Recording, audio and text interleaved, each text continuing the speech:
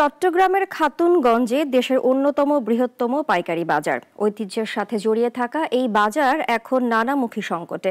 স্বল্প সুদে ঋণ, অবকাঠামো উন্নয়ন হলেই ফিরবে ব্যবসায়ীদের আস্থা, নইলে জৌলস হারাবে খাতুনগঞ্জের পাইকারি বাজার। মোহাম্মদ জালালের ক্যামেরায় তৌহিদুর রহমানের প্রতিবেদন।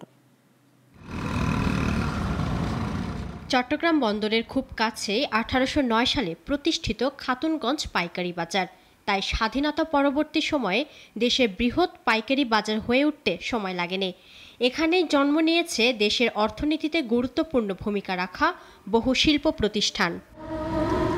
তবে সময়ের সাথে সাথে বদলে গেছে চিত্র। আজ বাজারের পুরনো গলিতে নেই সেই আগের ভিড়, শ্রমিকদের কর্মব্যস্ততা ও মাঝিদের কোলাহল নেই। বিভিন্ন জেলায় নতুন পাইকারি বাজার টেক্কা দিচ্ছে খাতুনগঞ্জের সঙ্গে। একসময় খাতুনগঞ্জে দৈনিক 2 থেকে 2,500 কোটি টাকার বাণিজ্য হতো। এখন লেনদেন কমেছে 20 থেকে 30%। সারা বাংলাদেশে আমদানি কারক ছিল চট্টগ্রামে, বর্তমানে কিন্তু সারা বাংলাদেশে আমদানি কারক। সারা বাংলাদেশে মাল আমদানি হচ্ছে, তাহলে মাল চলে যাচ্ছে ঢাকায়, মাল চলে যাচ্ছে যশোরে, নোয়াপাড়া, মাল চলে যাচ্ছে খুলনা। ওটা ডিভাইড হয়ে গেছে, যার কারণে আমাদের এখানে ব্যবসা বাণিজ্য গতি কমে গেছে। পূর্ণগর প্রতিবন্ধ হলো আপনার ইন্টারেস্ট বেশি, ব্যাংক ইন্টারেস্ট বেশি। ব্যাংক ইন্টারেস্ট 15% করে দিতে হয়, লোন ঠিক মতো পাওয়া যাচ্ছে না, তাহলে কোনো সহায়তা পাচ্ছি না, এই জন্য যেগুলো সমস্যা হচ্ছে। ওই যেগুলি সদর বদর করিয়ে এইভাবে বিক্রি করতো, লস দিয়ে বিক্রি করতো, ব্যাংক মানি টাকা খেত, এগুলি এখন মার্কেটের থেকে চলে গেছে। আমাদের এবং মৌলভীবাজার এই দুই জায়গায় যদি বাজার বসে, পুরো বাংলাদেশে বাজার বসে, যে কোনো আইটেম সবাই বসে আছে।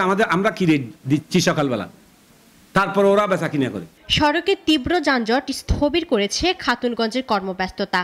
জলাবদ্ধতা সহ নানান কারণে বড় শিল্প গ্রুপগুলো মুখ ফিরে নিচ্ছে খাতুনগঞ্জ থেকে। স্বল্প সুদে ঋণের ব্যবস্থা, অবকাঠামো উন্নয়ন এবং ব্যবসায়ীদের আস্থা ফেরানো সম্ভব হয়, তাহলে খাতুনগঞ্জ আবারও ফিরে পাবে তার হারানো জৌলুস, বলছেন এই ব্যবসায়ী নেতা। চট্টগ্রাম বাণিজ্যিক রাজধানী হিসাবে বাণিজ্যিক বিষয়গুলোর যে বিষয়গুলো থাকবে, যে অফিসগুলো থাকবে, সরকারি দপ্তরগুলো থাকবে, সেগুলোর অন্তত বা একেবারে মানে ব্যাংকগুলোর অন্তত হেড অফিসগুলো হোক, অথবা এই যে রপ্তানির ক্ষেত্রে, আমদানির ক্ষেত্রে যে বিষয়গুলো থাকে, এগুলোর অফিসগুলো চিটগাংয়ে হওয়া খুবই জরুরি। তো এই বিষয়গুলা, স্কেলের বিষয়, ইন্টারেস্টের বিষয়, বিভিন্ন ডকুমেন্টের জন্য ঢাকায় দৌড়াদৌড়ির বিষয়, সবকিছু মিলেই আসলে চট্টগ্রামের ব্যবসা বাণিজ্য দিনকে দিন আসলে খারাপের দিকে সংকুচিত হয়ে আসছে। খাতুনগঞ্জের ঐতিহ্য বাঁচিয়ে রাখতে হলে সরকারের পাশাপাশি ব্যবসায়ীদেরও সমন্বিত উদ্যোগ নিতে হবে, এমনটাই অভিমত সংশ্লিষ্টদের। ইফাত আরা মিথিলা, নাগরিক।